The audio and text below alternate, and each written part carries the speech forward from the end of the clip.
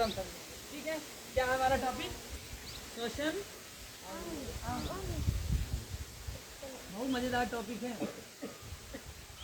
श्वसन अंग। इसका एक डायग्राम है, उस पर कल चर्चा करेंगे, बट आज हम उसके पहले कुछ समझ लेते हैं श्वसन अंग के बारे में। ठीक, सिंपल सा देखो, सांस खींचता हूँ, ठीक है, सांस लिया कि नहीं? तुम्हें लेना सांस नहीं है, तुम सांस खुद ही ले रहे हो, आराम से देखते रहो बस। सांस खींचा कि नहीं? हमने सांस किससे लिया? हाँ, इसे साइंस की भाषा में बोलते हैं, देखो ये हमारे क्या है, नासा द्वार इन्हें बोला जाता है। ठीक, क्या बोला जाता है? हाँ, ये हमारे माउथ के, हमारे मुंह के ऊपर है कि नहीं? ये नासा द्वार है। ठीक है, अब ये जो सांस लेते हुए अंदर यहाँ पे आती है ग्रसनी। क्या आती है? और ग्रसनी, वो ग्रसनी से हवा होते हुए, अब फिर उसके पहले आती है हमारी श्वास नलियाँ। क्या आती हैं? श्वसनियाँ आती हैं, फिर उसके बाद श्वास नलियाँ आती हैं। अब वो श्वास नलियाँ दो भागों में डिवाइड होती हैं, कुछ इस तरीके से होते हैं। जैसे ये सांस ये हुआ, ये इधर इधर, ठीक है, दो भागों में बट गई। क्योंकि हमारे मनुष्य के शरीर में कितने फेफड़े होते हैं? दो। एक दाहिने साइड और एक किस साइड? एक दाहिने साइड और दूसरा। ये जो हमारी श्वास नलियाँ हैं, ये दो भागों में किस लिए डिवाइड हुई, बात समझ में आई? देखो ऐसे सीधी आई, फिर उसके बाद इस तरीके से बट गई। बात दिख रहा है कि नहीं? दो फेफड़े हैं, देखो, एक फेफड़ा हमारा ये हो गया और दूसरा ये हो गया। इसी तरीके से साइंस की भाषा में से बोलते हैं शंकु के आकार का होता है। ठीक है, ये कुछ इस तरीके से किताब में फेफड़ा बनाएंगे नहीं। अब उसके अंदर छोटे छोटे, ये आया ऐसे छोटे छोटे भागों में बट गया।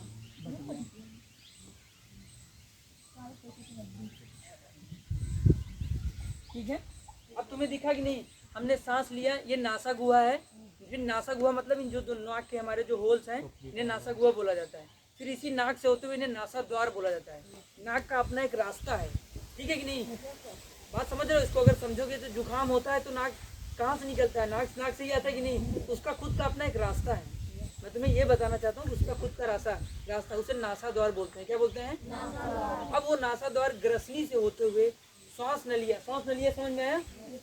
श्वसनिया भी समझ में आया? अभी दो कैसे निकल रही है समझ में आया? और दो फेफड़ों में कैसे जा रही है समझ में आया?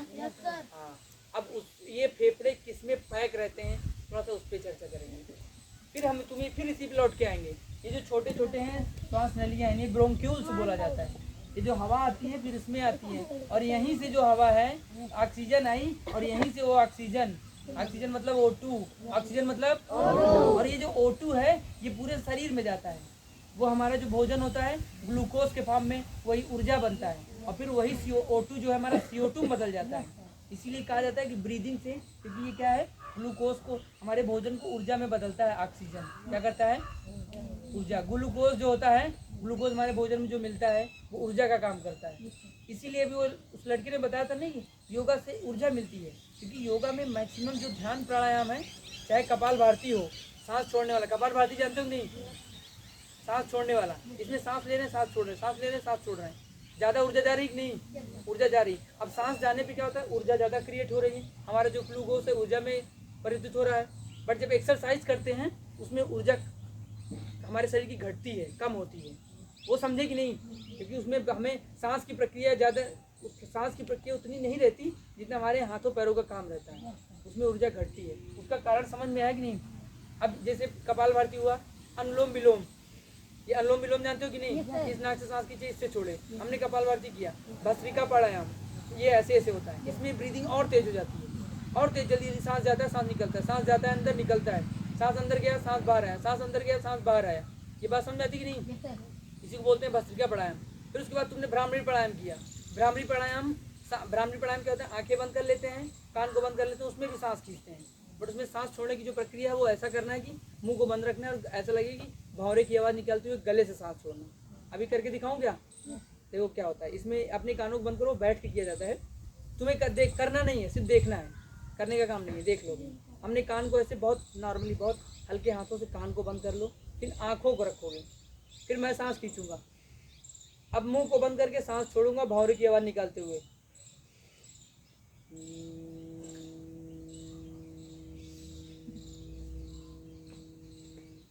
समझ में आया? ये जो भ्रामरी प्राणायाम है ये दिमाग को शांत करने के लिए किया जाता है, अब मैं कंसंट्रेशन के लिए और अपने दिमाग को कूल रखने के लिए। मैं डेली करता हूँ भाई योगा, बहुत अच्छी चीज़ है, इससे एनर्जी भी मिलती है और दूसरा हमारा मानसिक जो है वो दिमाग में बहुत सारे विचार आते रहते हैं, दिमाग गुस्सा भी बहुत जल्दी आता है, अपने दिमाग को कूल रखने के लिए किया जाता है। मतलब यहाँ बताने का सिर्फ ये काम था कि तुम सांस को उसमें खींचते हो, वो एक प्रक्रिया है भ्रामरी प्राणायाम। हमने अभी जितना समझा उसमें जब सांसों को जितना ज़्यादा लोगे सांसों को छोड़ोगे और तुमने जो खाना है, जो ग्लूकोज हमारे शरीर के अंदर हुआ भोजन बना है, तो क्या ऊर्जा में बदलेगा, है कि नहीं, और CO2 बाहर आएगा। क्या बाहर आएगा शैलजा, क्या बाहर आएगा, बोलो भैया सभी लोग क्या बोलो, हाँ मतलब कार्बन डाइऑक्साइड बाहर आया, हमें ऊर्जा मिलने की प्रक्रिया समझ गए। ठीक है, ये फेफड़े का फंक्शन समझ गए, पक्का समझ गए, अब बता सकते हो, हाँ भाई बता सकते हो, समझ गए कि नहीं। अभी सभी लोग बोलो भाई हाँ या ना, समझे, लड़कियां सबको समझ में आ गया। अब हम थोड़ा सा समझ लेते हैं, ये हमारा जो श्वसन तंत्र है, हमारा जो ये फेफड़ा है, ये किसमें पैक रहता है, किसमें पैक रहता है इसको समझते हैं। ये पैक रहता है, कोई बताएगा किसमें पैक रहता है, हाथ उठाओ भैया। हमारा जो फेफड़ा है इसमें बंद रहता है, पैक रहने का मतलब ये सुरक्षित कैसे हमारे शरीर के अंदर, ये सिंपल से समझो, किससे ढका रहता है ये, हाँ वेरी गुड, हड्डियों से, बहुत अच्छा। तुम बताओ, हड्डियों और मांस। वेरी गुड, मांस और हड्डियाँ बता रहा है। चलो और कोई बताएगा, सोचो सोचो, हाँ हाथ से कह रहा है, बहुत अच्छा, वेरी गुड, कम से कम सोच तो रहा है। जवाब ये निर्भर नहीं करता कि तुम गलत बता रहे हो, निर्भर ये करता है कि बच्चे में हिम्मत है और ये सोच रहा है। और जिस दिन सोचना शुरू कर दोगे और हिम्मत दिखाना शुरू कर दोगे, उस दिन तुम्हारे आगे बढ़ने की प्रक्रिया शुरू हो जाएगी। क्या हो जाएगी, क्या हो जाएगी, फिर से बोलो यार, हाँ, क्या शुरू हो जाएगी, कौन सी प्रक्रिया, हाँ, जिस दिन तुम सोचना और हिम्मत दिखाना शुरू कर दोगे, ये तुम्हारे लिए बहुत महत्वपूर्ण बात है, सोचना और हिम्मत दिखाना शुरू कर दो। ठीक है, अब हम बताएंगे कि बात करेंगे हमारा जो फेफड़ा है दोनों, ये हमारा ढका होता है रिब केज से, जिससे जिसे हिंदी में बोलते हैं पसलियाँ। क्या बोलते हैं, जो हमारे बगल बगल की हड्डियाँ हैं, सांस को अगर खींचोगे ये हड्डियाँ दिखने भी लगती हैं।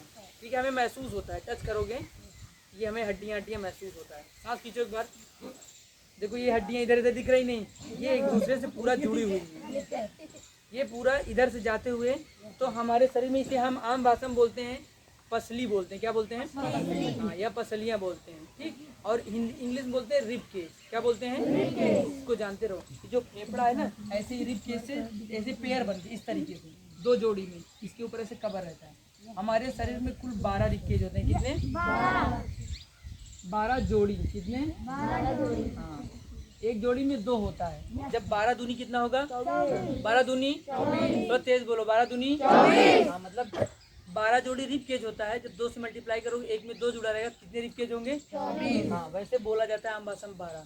किताबों को पढ़ोगे, इसमें बहुत अच्छे से लिखा भी गया है ये चीज़ें। 12 दूनी 24 रिब केज, वैसे बताओगे 12 जोड़ी रिब केज होता है।